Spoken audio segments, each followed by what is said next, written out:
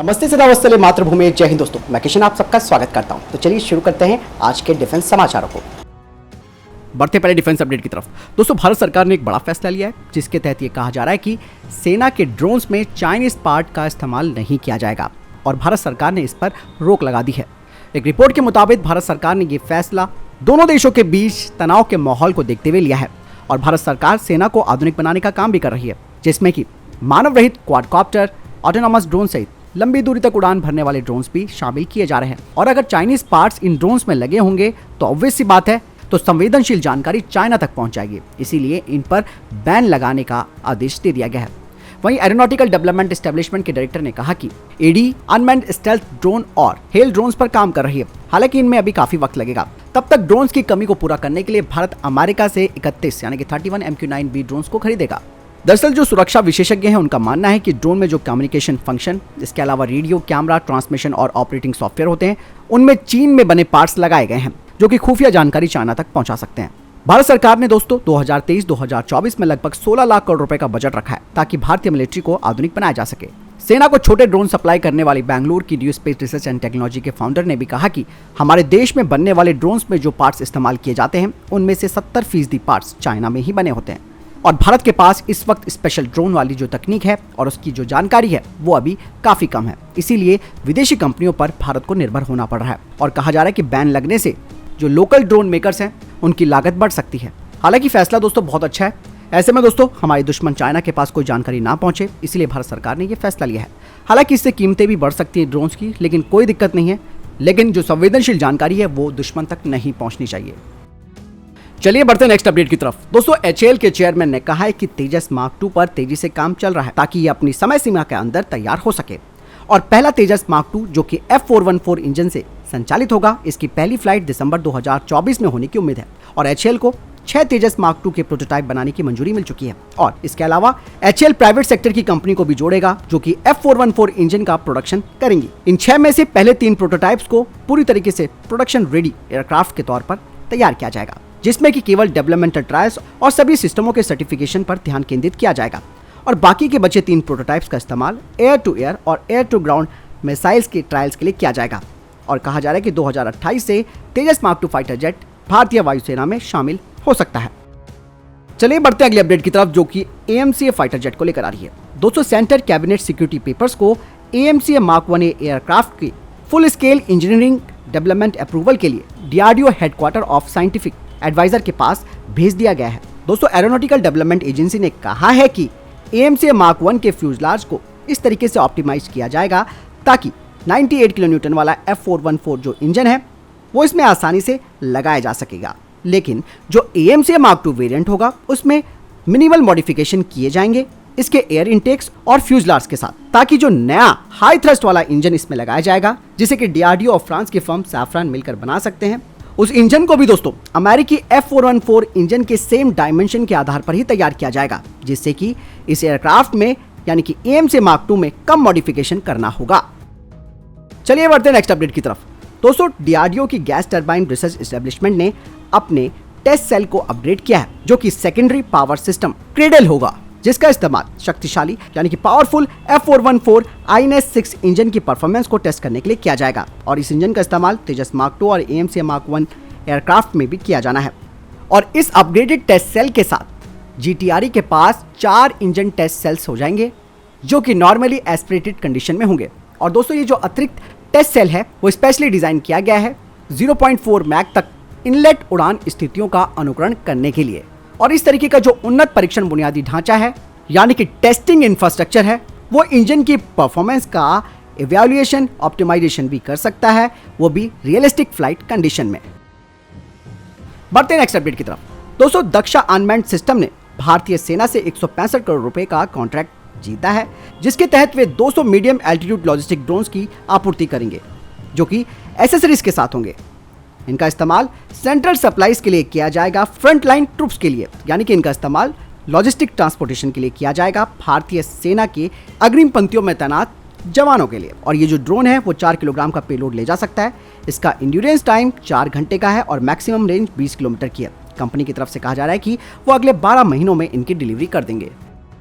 बढ़ते next update की तरफ। दोस्तों भारतीय सेना अपनी ऑपरेशनल क्षमताओं को मजबूत करने की दिशा में महत्वपूर्ण कदम उठा रही है, जिसके तहत भारतीय सेना अधिक संख्या में इन्फेंट्री प्रोटेक्टेड मोबिलिटी व्हीकल्स को शामिल करने की योजना बना रही है। ऐसे में कहा जा रहा है कि भारत के प्राइवेट सेक्टर डिफेंस इंडस्ट्री के giant Tata advance system limited के द्वारा बनाए गए IMPVs को अधिक संख्या में शामिल किया जा सकता है। और आपको बता दें कि सिक्किम सेक्टर में बड़ी संख्या में टाटा के द्वारा निर्मित IMPVs को भी देखा गया है। दरअसल दोस्तों टाटा एडवांस सिस्टम लिमिटेड ने भारतीय सेना को पिछले साल 8x8 IMPVs की डिलीवरी की थी, जिन्हें कि लद्दाख सेक्टर में तैनात किया गया था। और आप सब जानते हैं कि IMPV को DRDO और टाटा एडवांस सिस्टम लिमिटेड के द्वारा मिलकर बनाया गया है। और IMPV भारत का पहला स्वदेशी amphibious wheeled infantry combat vehicle है। दोस्तों ये जो IMPV है इसकी लैंड स्पीड है 80 किलोमीटर प्रति घंटा और एक्वेटिक स्पीड है 8 किलोमीटर प्रति घंटा, जो कि इस वाहन की प्रभावशील गतिशीलता क्षमताओं को प्रदर्शित करता है। यानी कि यह जमीन और पानी दोनों में तेजी से चलने में सक्षम है, इसीलिए भारतीय सेना के लिए काफी महत्वपूर्ण माना जा रहा है।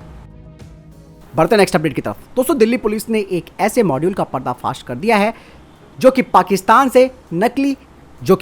से नकली जिग्ना पिस्तौल लाकर बड़े अपराधी गिरोहों को सप्लाई करता था। दोस्तों पाकिस्तान में नकली जिग्ना पिस्तौल को बड़ी संख्या में बनाया जा रहा है और ये जो हथियार तस्कर हैं वो इसे नेपाल के जरिए भारत भेज रहे हैं। दिल्ली पुलिस के मुताबिक नकली पिस्तौल पाकिस्तान से लाने वाले नेटवर्क के किंग पिन अदनान हुसैन अंसारी है, जिसे कि गिरफ्तार कर लिया गया है।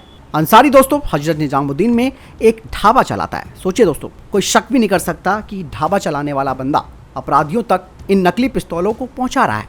वहीं इसका एक साथी और वो भी पकड़ा गया जिसका नाम उवैस है, वो एक ड्राइवर है। हालांकि जब इन पे डंडे पड़े तो उन्होंने उस रूट का भी खुलासा किया जिसके तहत इन अवैध हथियारों को भारत पहुंचाया जा रहा था। और इस मॉड्यूल ने दोस्तों ये भी माना कि लॉरेंस बिश्नोई के गैंग को भी नकली जिग्ना पिस्तौल उन्होंने ही मुहैया कराई थी। पुलिस ने कहा कि ऑर्डर दुबई के जरिए पाकिस्तान जाता है और हथियारों की खेप पाकिस्तान से नेपाल के जरिए भारत पहुंचती है। इस तरीके से ये सारे काम किए जा रहे थे। और दोस्तों ये जो सीमा हैदर है वो भी इसी तरीके से भारत में आके घुसी। तो ये सारे पाकिस्तानी जानते हैं कि भारत में घुसने का सबसे आसान और सुरक्षित तरीका नेपाल है। बढ़ते नेक्स्ट अपडेट की तरफ। दोस्तों अल्जीरिया की नौसेना रशिया से 2 उन्नत यानी कि इंप्रूव्ड किलो क्लास की सबमरीन्स खरीद रही है और कहा जा रहा है कि इसे प्रोजेक्ट 636 के नाम से जाना जाता है। प्रोजेक्ट 636 पनडुब्बियां डबल हल स्ट्रक्चर के साथ आती हैं जो कई डिब्बों में विभाजित होती है। और इन पनडुब्बियों की सबसे महत्वपूर्ण विशेषता यह है कि इनमें कैलिबर मिसाइल प्रणाली लगी हुई है। साथ ही इसकी एक और प्रभावशाली विशेषता यह है कि ये काफ़ी फास्ट है और ये अपने टॉर्पीडो ट्यूबों को मात्र 15 सेकंड में रिचार्ज कर सकती है। ये पनडुब्बियां पानी के भीतर काफ़ी दिनों तक रह सकती हैं। बढ़ते नेक्स्ट अपडेट की तरफ। दोस्तों आमतौर पर यह देखा जाता है कि भारत की ज़रूरत की जो ज़्यादातर चीज़ें हैं वो चाइना से आती है, लेकिन दोस्तों अब चाइना को अपने टियांगोंग स्पेस स्टेशन के लिए भारत के एक ऐसे इंस्ट्रूमेंट की ज़रूरत पड़ गई है जिसके बिना उसका ये मिशन अधूरा रह सकता है। कहा यह जा रहा है कि भारतीय वैज्ञानिकों के द्वारा बनाया गया एक ऐसा इंस्ट्रूमेंट अभी तक चाइना को डिलीवर नहीं हो पा रहा है, जिसकी वजह से चाइना काफ़ी परेशान है। चाइना की मीडिया की तरफ से कहा जा रहा है कि भारतीय वैज्ञानिकों को स्पेस स्टेशन में इस्तेमाल किए जाने वाले एक इंस्ट्रूमेंट को चीन भेजने में दिक्कतें आ रही हैं। साउथ चाइना मॉर्निंग पोस्ट में कहा जा रहा है कि चीन के टियांगोंग स्पेस स्टेशन के लिए इंडियन इंस्टीट्यूट ऑफ एस्ट्रोफिजिक्स की टीम ने नेबुलर गैस डिवाइस तैयार की है। और स्पेस साइंस की दुनिया में दोस्तों ये भारत और चाइना के बीच अपनी तरीके का पहला सहयोग था। और भारतीय वैज्ञानिक जिस इंस्ट्रूमेंट को तैयार करते हैं इसकी कीमत $50,000 अमेरिकी है। सिंग का पूरा नाम है spectrographic investigation of nebular gas. इस डिवाइस को चाइना के स्पेस स्टेशन पर लगाया जाना है। जब स्टेशन पृथ्वी की परिक्रमा करेगा तब सिंग पराबैंगनी तरंग बैंडों में आकाश को स्कैन करेगा और इंटरस्टेलर गैस की संरचना और बिहेवियर के अलावा किसी तारे के जन्म और मृत्यु को समझने में मदद करेगा। रिपोर्ट में कहा जा रहा है कि सिंग अकेला इंस्ट्रूमेंट नहीं है। चीन के स्पेस स्टेशन के लिए जो अन्य अंतर्राष्ट्रीय प्रयोग किए जा रहे हैं उन्हें भी एक्सपोर्ट से संबंधित परेशानियों का सामना करना पड़ रहा है। बढ़ते नेक्स्ट अपडेट की तरफ। दोस्तों तुर्की निर्मित बेराकटर ड्रोन को एक और ग्राहक मिला है। ये ग्राहक है कोसोवो। दोस्तों आपको बता दें कि कोसोवो का रूस और सर्बिया से पुराना विवाद है। सर्बिया रूस और चीन का सहयोगी देश है, जबकि कोसोवो पश्चिमी देशों का करीबी है। यही नहीं दोस्तों, कोसोवो नाटो में भी शामिल होना चाहता है और पिछले 2 वर्षों में उसने अपने सैनिकों की संख्या में 80% और रक्षा बजट में 100% से अधिक की वृद्धि की है। हालांकि ये नहीं बताया कि कोसोवो ने कितनी संख्या में इन ड्रोन्स को खरीदा है और इनकी कीमत कितनी है, और ना ही उन्होंने ये बताया कि इसका इस्तेमाल किस पर किया जाएगा। तो फिलहाल दोस्तों ये थे अभी तक के टॉप डिफेंस और स्पेस अपडेट्स। वीडियो के संबंध में कोई प्रश्न जवाब, आपका कोई सवाल है, कमेंट सेक्शन में लिखकर जरूर पूछ सकते हैं। मिलता हूं नई जानकारी के साथ। वीडियो को लाइक और शेयर जरूर कीजिएगा और चैनल सब्सक्राइब करना ना भूलिएगा। जय हिंद, वंदे मातरम।